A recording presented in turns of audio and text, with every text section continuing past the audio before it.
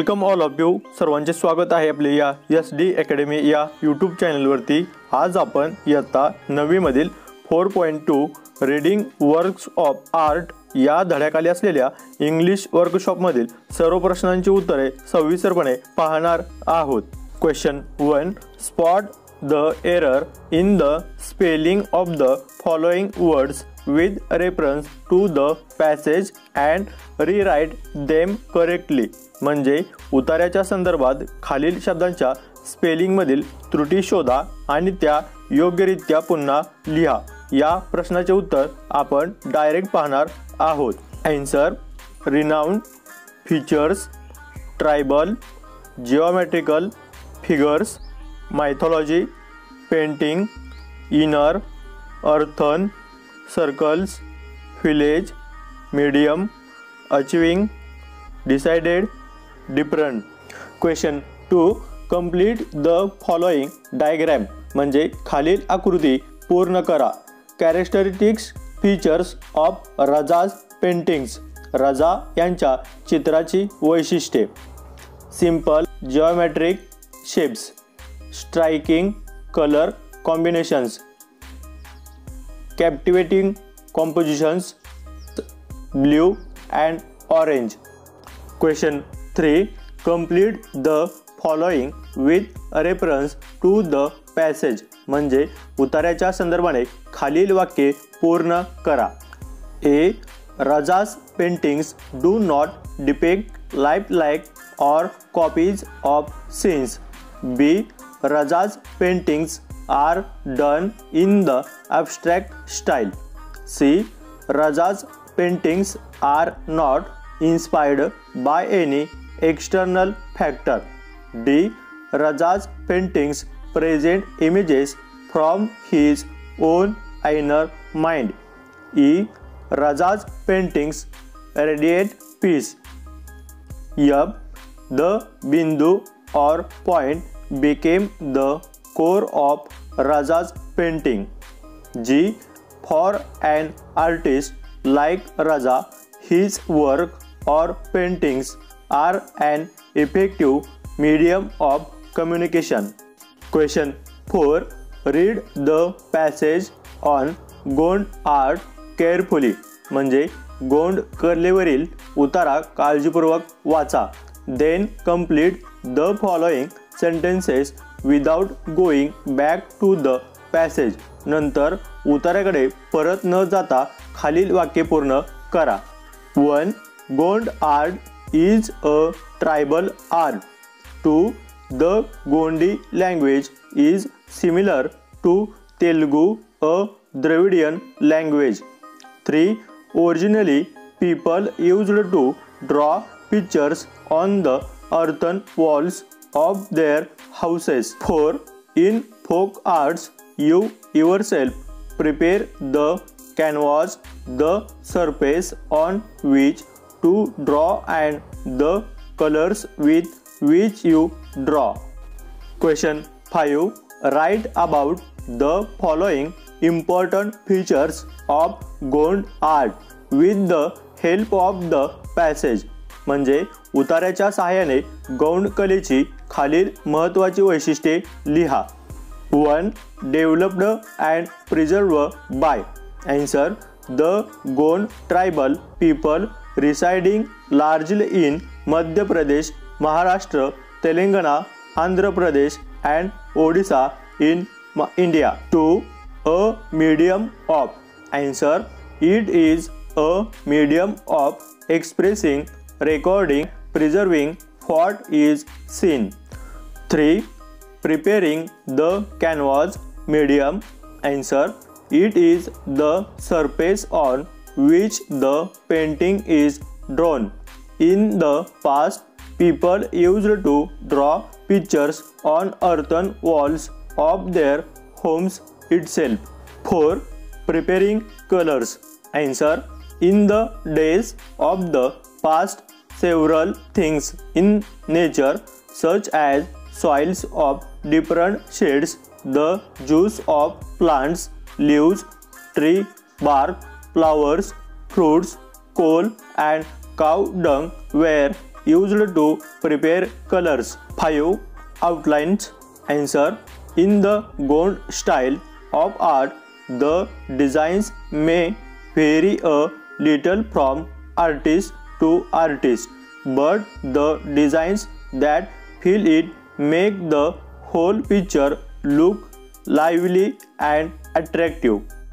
6 variation in drawing. Answer. The colors, textures and patterns used in drawing vary from painting to painting. 7 texture designs. Answer.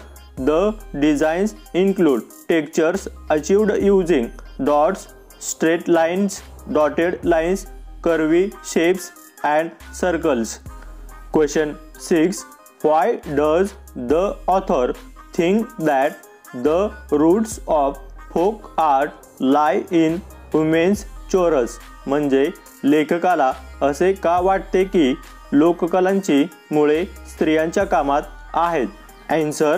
The roots of the folk arts probably lie in women's daily chores like cleaning and decorating the house, dealing with natural colors in the course of cooking and in their leisure time activities.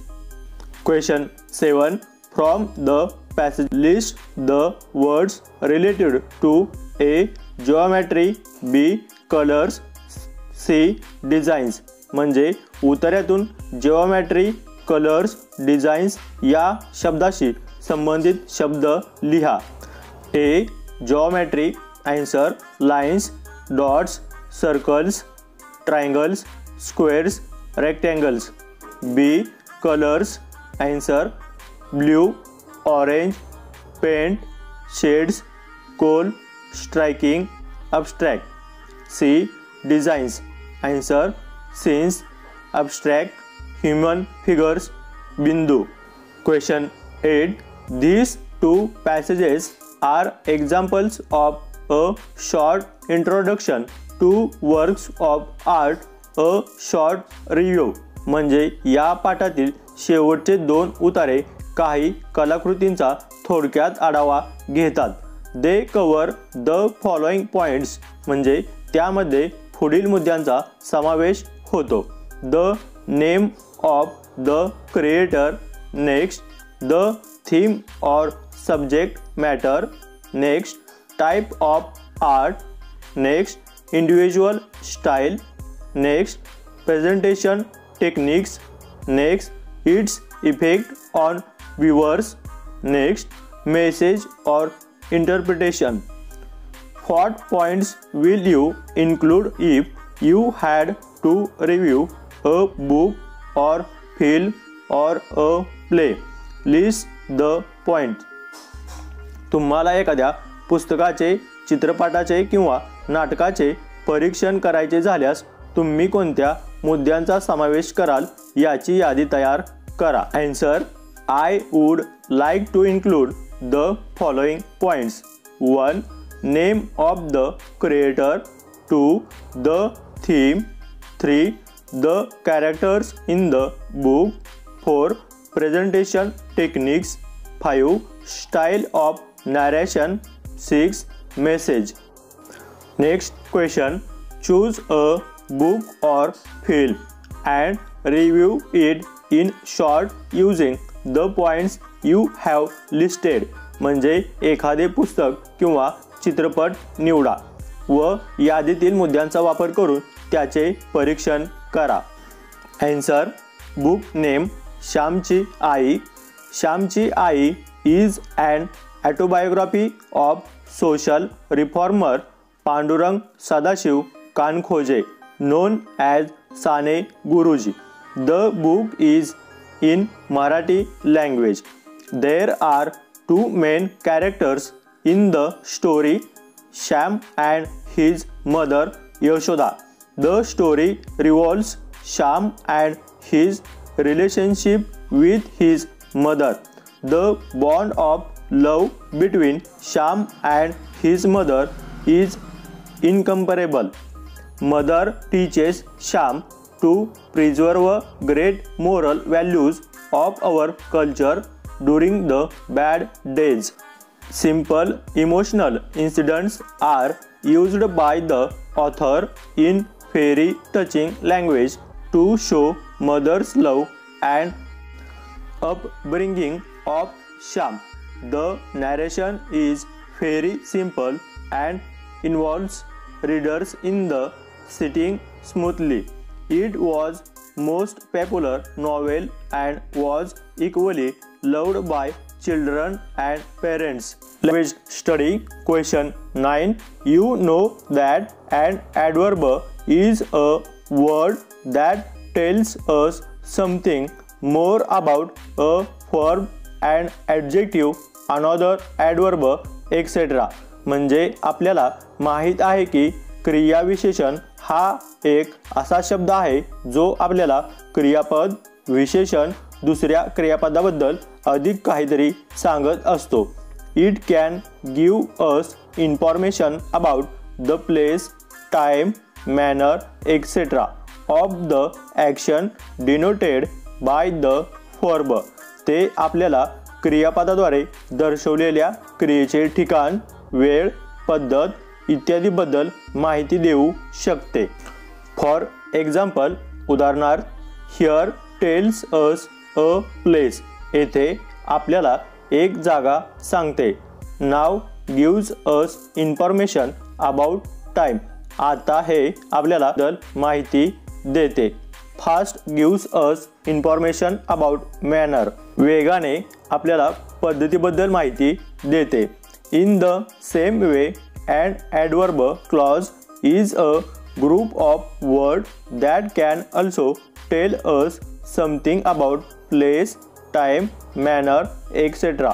of the action denoted by the verb. त्याचप्रमाणे adverb clause हा शब्दांचा एक समूह आहे जो आपल्याला क्रियापदाद्वारे दर्शवलेल्या कृतीची ठिकाणे, वेळ, कृतीची पद्धत याबद्दल देखील सांगू शकतो. Read the following examples and then complete the sentence using your own ideas. म्हणजे खालील उदाहरणे वाचा आणि नंतर तुमच्या स्वतःच्या कल्पना वापरून वाक्य पूर्ण करा. A. Place म्हणजे स्थळ. 1. You may sit wherever you like. 2. You may sit near Ram. B. Time म्हणजे वेळ. 1. I entered the school when the bell was ringing. 2. I entered the school with my elder sister. C. Manner म्हणजे पद्धत. 1.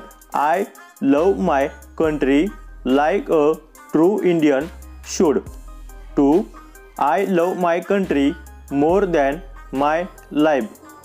अशा पद्धतीने आपल्याला English वर्कशॉपमधील सर्व प्रश्नांची उत्तरे सविस्तरपणे लिहिता येतील.